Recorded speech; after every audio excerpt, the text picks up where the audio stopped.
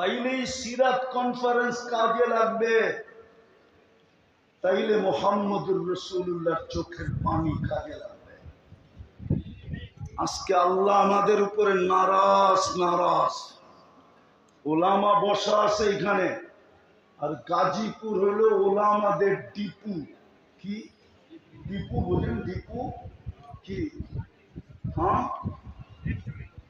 Factory, যেরকম কারখানা, ওলামারও কারখানা। বরং এটা বললে কোনো ভুল হবে না। আপনারা যদি গাজীপুরের আলেমদের থেকে কাউকে আলেম বলে স্বীকৃতি পান, তাইলে হয়তো সে আলেম হবে। আর যদি দেখেন গাজীপুরের থেকে কেউ কারো বিরুদ্ধে লেখছে, তাহলে মনে করবেন ও আলেমের খাতায় নাই। এত বড় বড় আলেম এখানে। যেটা বুঝাইতে চেয়েছিলাম, আল্লাহর ঘরের উপরে 360টা মূর্তি। কয়টা? কই? কাবার উপরে, ঠিক না? আল্লাহ কিচ্ছু বলে না। আল্লাহর ঘরের তোয়াফ উলঙ্গ, কিচ্ছু বলে না। ওই চত্বরে বসে 360-এর পূজা করতেছে, কিচ্ছু বলে নাই। খালি বন্ধুকে তাব্বান লাকা বলতে দেরি। তাব্বান লাকা মানে বুঝাইতে পারি না। তাব্বান লাকা বলতে দেরি। আবু লাহাব শুধু এই শব্দটা বলছিল, তাব্বান লাকা সাইরাল ইয়াউম। তাব্বান লাকা বলতে দেরি, আল্লাহ সাথে সাথে জিবরিল আলাইহিস সালামকে পাঠায়া সূরা তাব্বাত ইয়াদা দিতে দেরি করেন না। আল্লাহ কিয়ামত পর্যন্ত বুঝাইছে, আমার বিরোধিতা আমি মাইনা নিব, আমার নাফরমানিও মাইনা নিব, কিন্তু আমার বন্ধুরটা মানব না। আমার বন্ধুর বিরোধিতা মানব না। আল্লাহ আপনারটা মাইনা নিবেন কেন? বলবে আমাকে তো চোখে দেখা যায় না, এই জন্য হয়তো মেনে নিব। আমাকে তো ধ্যান ধারণায় আনা যায় না, এই জন্য হয়তো মেনে নিব। আমাকে তো বর্ণনা দিয়ে শেষ করা যায় না। লা তারাকাল উয়ুন ওয়ালা তুখালিতুকাল দুনুন ওয়ালা ইয়াসিফুকাল ওয়াসিফুন। কোন সাহাবী বলছিল, আল্লাহ তোকে তো চোখে দেখা যায় না, ওয়ালা তুখালিতুকাদ দুনুন, তোমাকে তো ধ্যান ধারণায় আনা যায় না, ওয়ালা ইয়াসিফুকাল ওয়াসিফুন, তোমাকে তো বর্ণনা দিয়ে শেষ করা যায় না। তুমি তো শুধু আল্লাহ না, তুমি তো রহমান, তুমি তো রহিম, তুমি তো মালিক, তুমি তো কুদ্দুস, তুমি তো সালাম, তুমি তো মুমিন, তুমি তো মুহাইমিন, তুমি তো আজিজ, তুমি তো জব্বার, তুমি তো মুতাকাব্বিরুল খালিকুল বারিকুল মুসাব্বিরুল গফফারুল কহ্হারুল ওয়াহ্হাবুর রাজ্জাকুল ফাত্তাহুল আলিমুল কাবিদুল বাসিতুল খাফিদুর রাফিউল মুইজ্জুল মুদিল্লুস সামিউল বাসীরুল হাকামুল আদলুল লতীফুল খবীরুল হালিমুল আযীমুল গফুরুশ শাকুরুল আলিয়ুল কবীরুল হাফিজুল মুকিতুল হাসিবুল জলিলুল করিমুর রকিবুল মুজিবুল ওয়াসি আল হাকিমুল ওয়াদুদুল মজিদুল বাঈতুশ শাহীদুল হকুল ওয়াকিলুল কবিয়ুল মতিনুল ওয়ালিয়ুল হামিদুল মুসি আল মুবদি আল মুঈদ আল মুখী আল মুমীত الحي والقيوم الواجد الماجد الواحد الأحد الصمد القادر المقتدر المقدم المؤخر الأول والآخر الظاهر والباطن الوالي المتوالي البر التواب المنتقم العفو الرؤوف مالك الملك ذا الجلال والإكرام المقسط والجامي والغني والمغني المانع الضار النافع النور الهادي البديع والباقي الوارث والرشيد الصبور জল্লে জালালু, তুমি তো 99 পদের মালিক। আল্লাহ বলেন মাইনা নিলাম, এই জন্যই তো আমি রাগ হই না। কিন্তু আমার বন্ধুর বিরুদ্ধে গেলে আমি ছাড়বো না, না, না, না। মুহাম্মদুর রাসূলুল্লাহ এই জন্য আসছেন, নাইলে ওনার জমিনে আসার কথা না। চুক্তি বলে না, তর্ক বলে না। যিনি ইমামুল আম্বিয়া, সৃষ্টির সর্দার, যার অস্তিত্ব না হইলে রহমত শব্দটাই ওই অস্তিত্ব হইতো কিনা আমি জানি না, কিন্তু কোরআনের একটা আয়াতের দিকে তাকাইলে দেখা যায়, ওমা আরসালনাকা ইল্লা রাহমাতাল লিল আলামিন, যার অস্তিত্ব না হইলে মনে হয় রহমত শব্দটাই ডিকশনারিতে হতো না। যার অস্তিত্ব না হইলে মনে হয় রহমত শব্দটাই ডিকশনারিতে হতো না। উনি কেন জমিনে আসবে? আমি শেষ জায়গায় চলে আসছি, উনি জমিনে আসছেন এই জন্য আমরা যেন দামি হই। দুনিয়াওয়ালা দামি জিনিস কিনে কাগজ দিয়া, আল্লাহ যেন আমাদেরকে কিনে জান্নাত দিয়ে। হায় কি পায়া রাজি হয়ে গেলেন গাজীপুরের মানুষ, প্রশান্ত কমপ্লেক্সের ব্যবসায়ীরা, চৌরাস্তার ব্যবসায়ীরা কি পায়া রাজি হয়ে গেলেন। আর রাযীতুম বিল হায়াতিদ দুনিয়া, চারটা ড্রাইভার পায়া খুশি হয়ে গেলেন। ওয়াল আখিরাতু খায়রুন ওয়া আবকা, কি পায়া হারায় গেলেন। সামান্য একটা দোকান পায়া, ছোট একটা ব্যবসা পায়া কি পাইছেন দুনিয়ায়? কতটুকু পাইছেন বলেন? রাগ হয় না, পায়ে হাত রাখে। কি পায়া ভুলে গেলেন? জান্নাত কি পায়া ভুলে গেলেন? বুঝলাম আমেরিকা পায়া ভুলে গেছে। ও গাজীপুরের চৌরাস্তার মানুষ, গুলশানের একটা গলি সমানত আপনারা উন্নত না, বাড়িদার একটা গলি সমানত আপনারা উন্নত না। রাগ হয়ে গেলে হয়ে যান, করার কিচ্ছু নাই। আর রাযীতুম বিল হায়াতিদ দুনিয়া, দুনিয়ায় কি পাইলেন?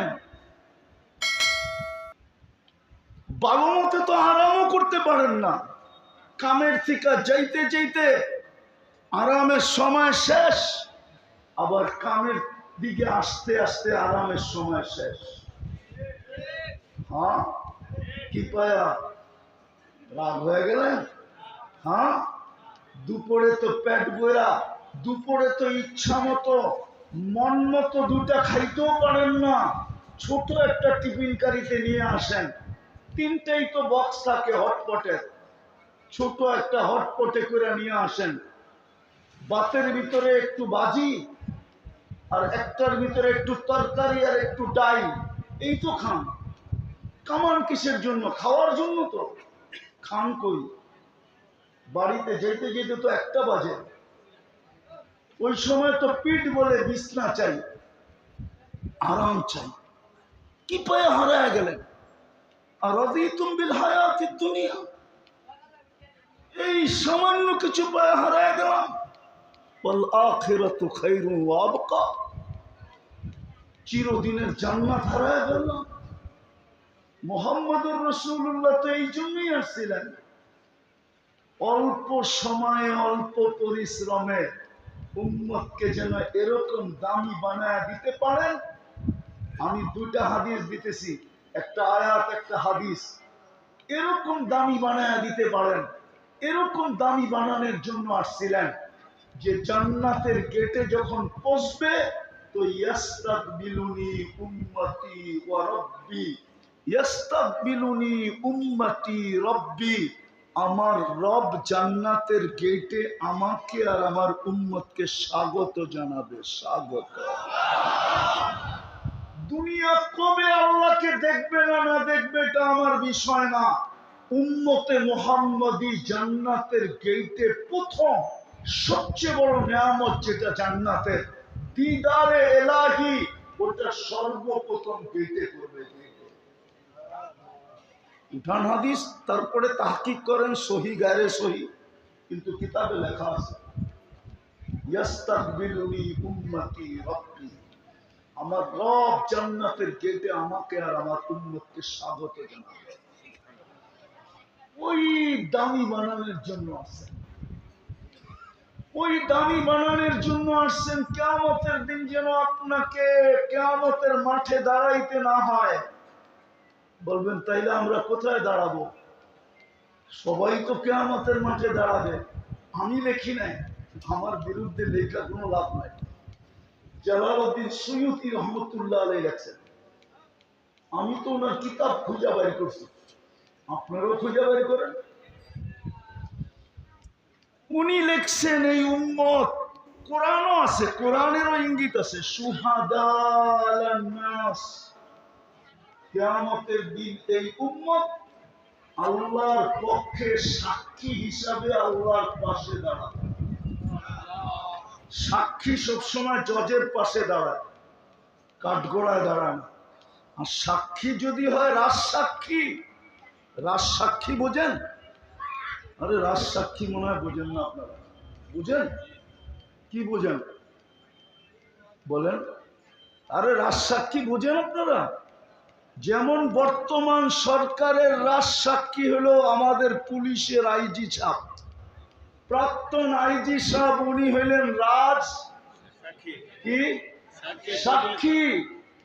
ওনার এন্টার দায় দায়িত্ব এখন সরকারের উপরে, ওনাকে নিয়ে আসা, নিয়ে যাওয়া, রাখা, থাকা, খাওয়া, এন্টার। কেননা ওই রাজ সাক্ষী যদি গায়েব হয়ে গেল, পুরা কেস আটলান্টিকের তলদেশে ডুবে যাবে। এই উম্মত কিয়ামতের দিন রাজ সাক্ষী,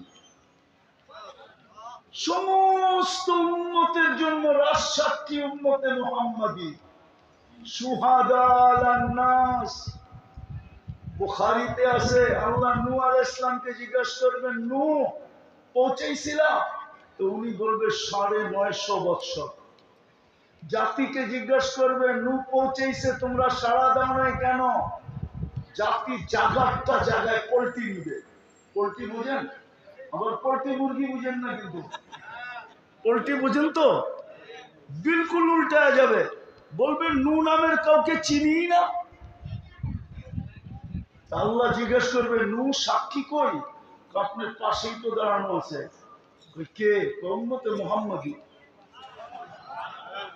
আল্লাহ জিজ্ঞেস করবে, নূহ আলাইহিস সালাম কি বলে, তোমরা সাক্ষী দিবে? বলবে, দিবে না কেন? সূরা নূহ তো আমাদের কোরআনে ছিল। তখন সবাই সূরা নূহ পড়া শোনায় দিবে যে আল্লাহ, নূহ আলাইহিস সালামের জাতি মিথ্যাবাদী, নূহ আলাইহিস সালাম সত্যবাদী। আল্লাহ সিদ্ধান্ত দিবে নূহ আলাইহিস সালামের পক্ষে। আমরা রাজ সাক্ষী, আমাদেরকে দামি বানানোর জন্য আসছেন মুহাম্মদুর রাসূলুল্লাহ। হায় হায়, আসছিলেন তো বটে, আসছিলেন বটে, দিতেও চাইছিলেন বটে যে সমগ্র জান যখন খালি হাতে যে কি করবেন, সমগ্র জগতের ভান্ডারের চাবি দিয়া দিই। হায়, কেমন রসূল, কেমন রসূল, উম্মতের কেমন কান্ডারি। বলছে ৬০-৭০ বছর থাকবো, চাবি নিতে রাজি না। বলো কোনো আমার চাবি নিছে কিনা? হাদিসের শব্দ তো হলো উতিতু মাফাতিহাস সামাওয়াতি ওয়াল আরদ, আমাকে দেওয়া হয়েছিল আকাশ জমিনের চাবি। চাবি তো নেন নাই। দ্বিতীয় অফার ছিল আল্লাহর, লাউ শিতা লাজআলতু জিবালাতা তিহামাতা যাহাবা, চাইলে মক্কার পাহাড়গুলোকে সোনা বানায় দিই। বলছে এটাও নিব না, যে আপনার জন্য আমার জন্য পেটে পাথর বাঁধছে। ৩ মাসের পর মাস যার ঘরে চুলা জ্বলে নাই, দোজাহানের বাদশাহ, দোজাহানের বাদশাহ। আবু হুরায়রা রাদিয়াল্লাহু তাআলা আনহুর চোখের পানি বাহির হয়ে গেছে। বলছে, তুসাল্লি জালিসান, বসে নামাজ পড়েন কেন? তো বলছে, জু জু জু, খিদা খিদা খিদা। আবু হুরায়রা দাঁড়াইতে পারতেছি না, চোখ দিয়ে পানি চলে আসছে। আর বলছে, আপনি খিদার তরুণে দাঁড়াইতে পারতেছেন না, অথচ আপনি সৃষ্টির সর্দার, সৃষ্টির রাজা, কিয়ামতের মাঠের রাজা, কিয়ামতের বাদশাহ, আল্লাহর হাবিব। তো বলছে, আবু হুরায়রা কাদিস না, ইন্না শিদ্দাতাল হিসাব লা ইউসিবুল জারি ইয়াউমাল কিয়ামা, কিয়ামতের কঠোরতা আমাদের পর্যন্ত আসবে না। যে আপনার জন্য পেটে পাথর। আপনি মুহাম্মদুর রাসূলুল্লাহ ছিলেন, যার ঘরে মাসের পরে মাস চুলা জ্বলে নাই, যে দুনিয়ার থেকে যাইতেছে ক্ষুধার্ত, কয়েক বেলার ক্ষুধার্ত, শুধু ক্ষুধার্ত না, ৯ ফ্যামিলির ঘরে এক খাওয়া তো দূরের কথা, বাতি জ্বালানোর তেল পর্যন্ত ছিল না। আম্মা জান আয়েশা রাদিয়াল্লাহু তাআলা আনহা বলতেছেন, যদি তেল থাকতো তাহলে খিদা নিবারণের জন্য পান করে নিতাম, এতটুকু ক্ষুধার্ত ছিলাম। আল্লাহ রসুলের লাশ পাহারা দেওয়ার জন্য, জাসাদে আথার পাহারা দেওয়ার জন্য প্রতিবেশীর ঘরের থেকে তেল ধার করে আনছে, প্রতিবেশীর ঘরের থেকে। ওই রসুল কেন এই কষ্ট সহ্য করলেন? 23 বছর কেন চোখের পানি জড়াইলেন? ও গাজীপুরের হুজুররা, গাজীপুরের মানুষ, আপনি আত্তাহিয়াতুর ভিতরে পড়েন কোথেকে ওয়া আলা ইবাদিল্লাহিস সালিহিন? এটা কি আল্লাহ বলছিল? বলেন। আল্লাহ তো শুধু বন্ধুকে সালাম দিছে, আসসালামু আলাইকা আইয়ুহান নাবিয়্যু ওয়া রাহমাতুল্লাহি ওয়া বারাকাতুহু। মুহাম্মদুর রাসূলুল্লাহ আরশে যাওয়ার পরে আল্লাহ সালাম দিছেন, আসসালামু আলাইকা আইয়ুহান নাবিয়্যু। আল্লাহু আকবার। ও বন্ধু, আপনাকে সালাম। কিন্তু বন্ধু তো সালাম পেয়ে খুশি হন নাই। আমার ধারণা বন্ধু তো চিৎকার দিয়া বসে, শুধু সালাম আমাকে উম্মত। আরো সে যে উম্মত বলে নাই, উম্মত। আল্লাহ বসে উম্মতের জন্য কি চান? তো তারপরে আল্লাহ রসুল বসে ওয়ালা ইবাদিল্লাহিস সালিহিন। এটা কে বলছে? আল্লাহ রসুল যদি আমাদের জন্য এখানে বসে দোয়া না করতেন, আপনি কোত্থেকে পেতেন যে 23 বছর চোখের পানি শুকাইতে দেয় না? 23 বছর চোখের পানি শুকায় না। ওলামা মানবে না। রেওয়ায়েত খুঁজলে হয়তো পাওয়া যাবে কোন কিতাবে। জিবরিল জিজ্ঞাসা করছে মা জালা আরাকা তাবকি, মিকাইল জিজ্ঞাসা করছে মা জালা আরাকা তাবকি, যখনই দেখি চোখে পানি কেন? বসে উম্মতের জন্য চোখের পানি শুকাইতে চায় না। আজকে উম্মতের দুর্দশা দেখেন। উম্মত নবীর আদর্শ মানতে রাজি। সিরাত তো এই জন্যই যে কম সময়ে কম পরিশ্রমে এই উম্মতকে যেন দামি বানাইতে পারে। ওই দামি যে আল্লাহ জান্নাতের গেটে ইস্তেকবাল করে, আল্লাহ কিয়ামতের মাঠে রাজসাক্ষী হিসাবে পাশে দাঁড় করায়। আল্লাহ যেন জান্নাতে যাওয়ার পরে ডাইকা বলে সালাম কাওলাম মির রাব্বির রহিম, আমি রব তোমাদেরকে সালামের মালা পড়াই দিলাম। আল্লাহর পক্ষ থেকে সালামের মালা গলায় জোটে। এই জন্যই তো মুহাম্মদুর রাসূলুল্লাহ সাল্লাল্লাহু আলাইহি ওয়াসাল্লাম, এই জন্যই তো কষ্ট। নাইলে ক্ষুধার্ত দুনিয়ার থেকে কেন যাবেন? ওই সময়ও কান্না। জিবরিল জিজ্ঞাসা করছে এখনো কাঁদেন? বলছে ফামান লিবাদি লি উম্মতি। জিবরিল কাঁদবো না কেন? চলে তো যাবো আল্লাহর সান্নিধ্যে, আর কোনোদিন তো ফিরে আসা যাবে না, কিন্তু আমার উম্মতকে কে দেখা রাখবে? আমার উম্মতকে। ফামান লিবাদি লি উম্মতি। আল্লাহ জবাব পাঠাইছে লা আতরুকু উম্মতাকা ফারদা, আপনার উম্মতকে আমি একা ছাড়বো না, আমি দেখা রাখবো।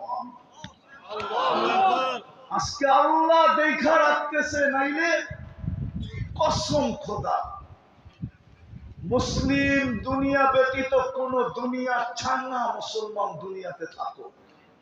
যদিও ওরা জানে না মুসলমান দুনিয়া থেকে উঠবে, পর মুহূর্তে একটা হুকুম আসবে ফানফাক, আল্লাহ বলবে ফুদে, সারা জগৎটাকে মাটির সাথে মিশায় দেয়, কিয়ামত হয়ে যাবে। কিন্তু দুনিয়ার কেউ চায় না,